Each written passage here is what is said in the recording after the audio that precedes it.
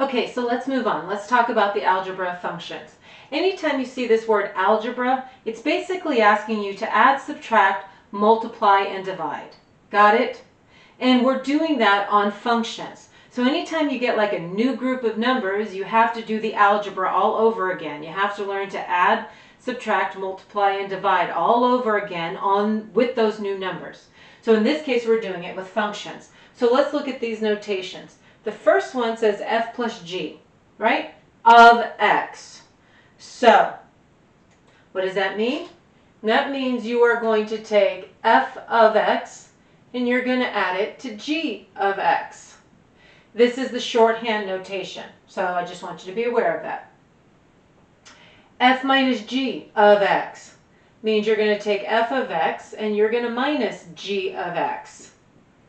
Cool? This next one says f times g, because there's nothing in between them, which means you're going to take f of x and you will multiply it by g of x. And last but not least, this one, that's right, says f of x divided by g of x. All right? Don't think too deep on these notations. They mean exactly what's written. Add them, subtract them, multiply, and divide them. So, let me give you some for instances. Let's say f of x is equal to 2x squared plus x minus 7. And g of x is equal to 3x plus 1. And I may ask you to find f plus g of x, which means what are you going to do between f of x and g of x?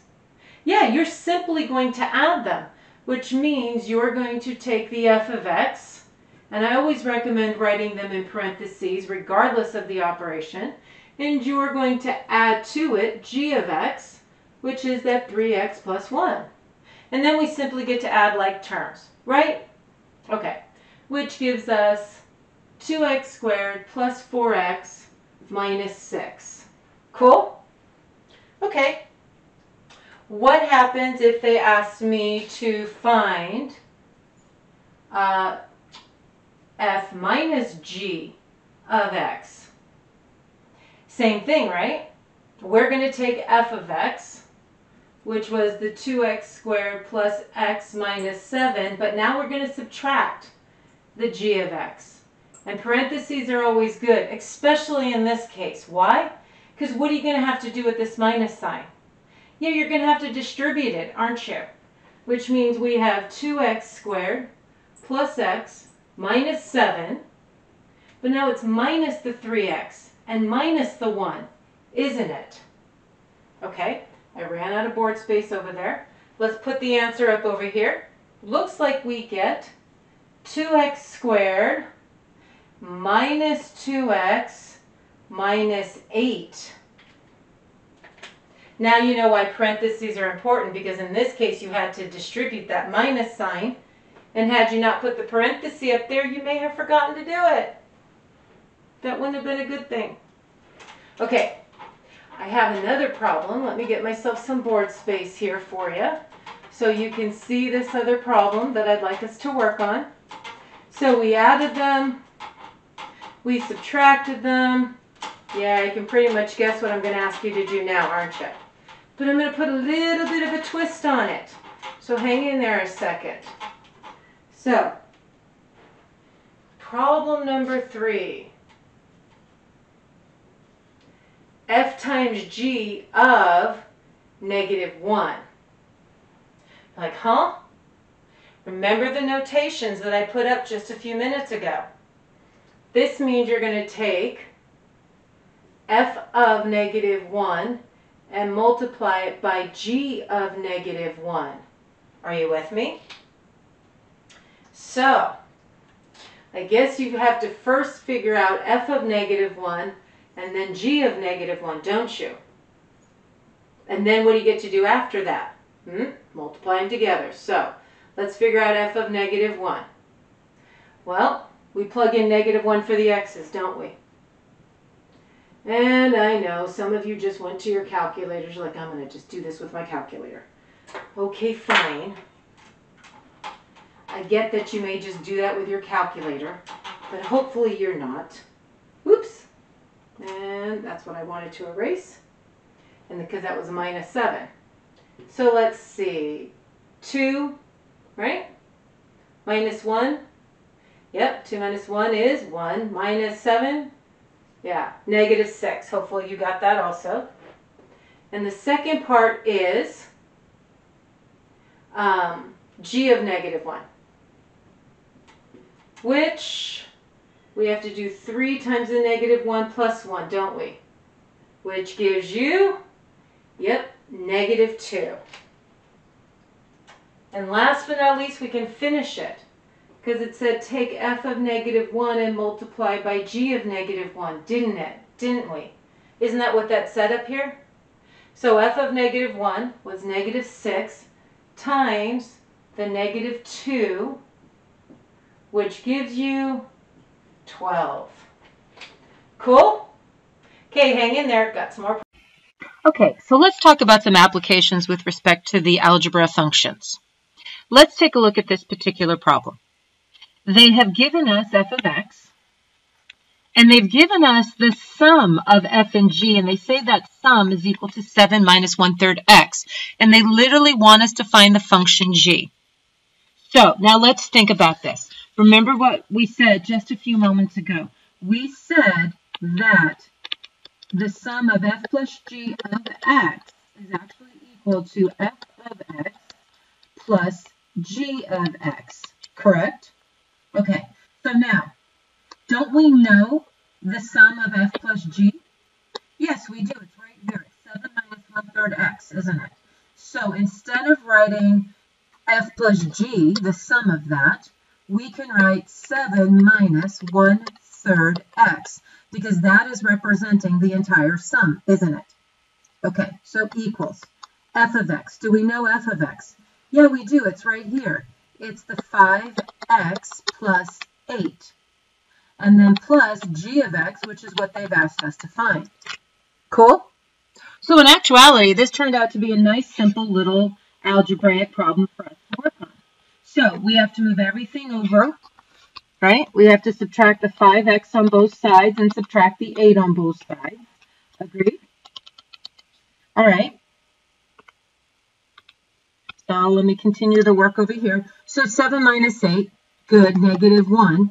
And we have to do negative 1/3 x minus 5x. Agreed? Okay, so quick little refresher for some of you who are like, I don't like subtracting fractions. Well, let's do some little side work over here to do that. All right, because no offense, you're going to need to like subtracting fractions. At least while you're in my class, and then after you get out of my class, I don't care if you like them. But if you have me an instructor again, you got to like them again. So we need to have a common denominator, don't we? Okay, which means I need to multiply the second fraction top and bottom by 5. Agreed? Oh, pardon me, not 5. Why am I saying 5? Let's try that again. We need to multiply top and bottom by 3 so we have a common denominator. So I have negative 1/3 minus 15 over 3. Agreed? That would be a negative 16 over 3, wouldn't it? So that means that we have negative 1 minus 16 over 3x is equal to g of x. Cool? And notice, they say they want integers or fractions. They don't want any decimals, so don't give them a decimal. And some of you are going, well, can I leave it in this order? Yes, you can leave the negative 1 first. Or some of you may be going, I want the x first. That's fine. Write the negative 16/3 x first. Either way, it's the exact same answer. Cool? Okay, let's see what else they got for us. So, this one says, given f of x is equal to x squared minus 2x plus 4, they want us to find the values for x such that f of x is equal to 39. Okay, so notice, the original problem says f of x is equal to x squared minus 2x plus 4, doesn't it? Do you also notice that it says f of x is actually equal to 39? Which means instead of writing f of x, what could you write instead? Good, you could write the 39 instead. So 39 would be equal to x squared minus 2x plus 4. Does that make sense? Excellent. So now you have a second degree equation. And how do you solve that? Good. We either have to factor it or we have to use the quadratic formula to solve. But before you solve, it must be, that's right, equal to 0 first. Excellent. So I'm going to move the 39 to the other side, and you're going to subtract it from both sides, correct? So what do we get? Good. You get minus 35. So your choice to factor it or use the quadratic formula. I'm going to choose to factor because I think this one is an easier one to factor. So let's see. It looks like it's x minus 7 in parentheses times the quantity of x plus 5. Yes? Remember, you set each parenthesis equal to 0, and then we get to solve for x. So x has to be equal to either a positive 7 or a negative 5 in order for this statement to be true. So if I plug in a positive 7 into these x's, I'll come up with 39. If I plug a negative 5 into these x's, I'll still come up with a positive 39. So my solution set is 7, negative 5. Good? Okay, let's see what else they got. Okay, so let's look at the next one. So this says that we have f of x equal to this third degree polynomial, and it tells us that f of 2 is equal to 5, and they'd like to know the value of a. Agreed? Okay, so we know this f of x. We know this third degree polynomial, right? That's the first piece of information they've given us. But we also know one other piece of info, and I'm going to write it over here on the side. We know that f of 2 is actually equal to 5. Now, notice something. This says f of x, right? This says f of 2. So what do you think this 2 actually represents? Good, that 2 actually represents x. With me? That 2 actually represents x. So what do you think this 5 represents? Yeah, this 5 actually represents the value for y, or the value of f of x, because f of x has taken the place of y.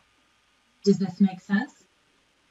So, knowing this, what do you think you're going to do with that 2 and that 5? Excellent. Let's plug them in then, because I heard you. So instead of f of x, we're going to write 5. And instead of x, we're going to write positive 2. So I am just going to replace every x with a 2, and let's see what happens. So follow along. And yes, I know some of you have your calculators out, but try to do it without a calculator, shall we? Okay, so 5 is going to equal, right? Because 16 plus 4 is 20, minus the 7, 13. Good. And I'm going to continue it over here since I have a little bit more room. Looks like negative 8 equals 4a. So it looks like a is equal to a negative 2. With me? Which tells me that the function actually looks like 2x cubed minus 2x squared plus 2x minus 7. And if you want to make certain that this works, then you're going to plug this 2 in for every x, and you're going to hope that you get a 5 out. So in this case, our a is equal to a negative 2. Cool?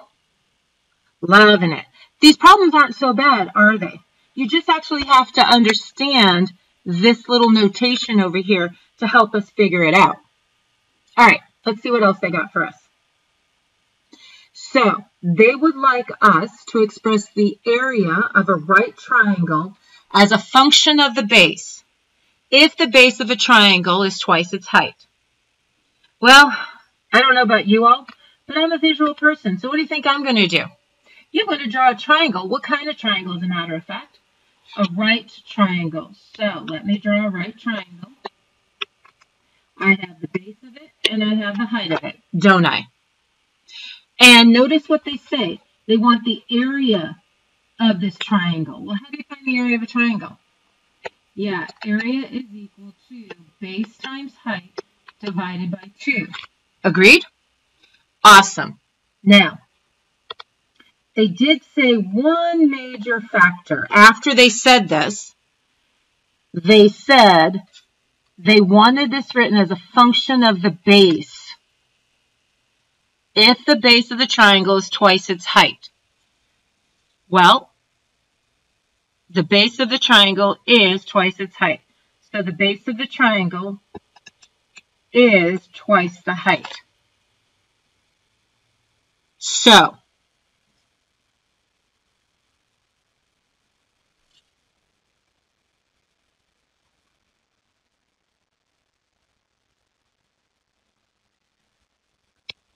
that means we need to write A of B. They want it as a function of the base.